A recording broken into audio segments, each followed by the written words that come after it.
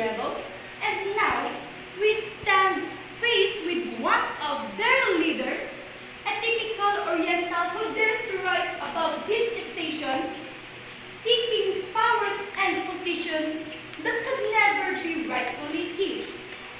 Your Honors, it is but natural for any man to yearn for liberty and independence.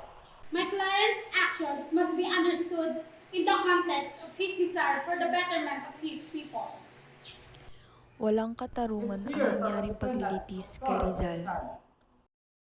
Your Honor, how would I take part of Bagkus, this revolution? minadali nila ang I paglilitis. counsel against violence. Niloko at ginamit The lamang nila ang revolutionists bayani. used my name without even my knowledge. My Minadali nila ito associations were pagkat purely sa una civic pa in lamang ay nature. nahatulan na si Rizal. In the case of Rizal versus Filipino people, the Walang saysay ang nangyaring paglilitis. Walang katarungan ang mga nangyari.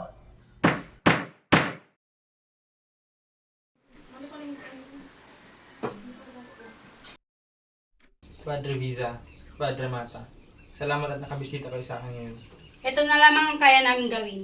Hindi namin alam kung paano pagaganain ang iyong loob, ngunit alam kong naalala mo ito, 14 na taong ka lamang nung ito'y iyong ginuhit. Tunay ngang napakabilis lumipas ng mga panahon, Padre. Doktor, Santiago Mataes ng El Hilar de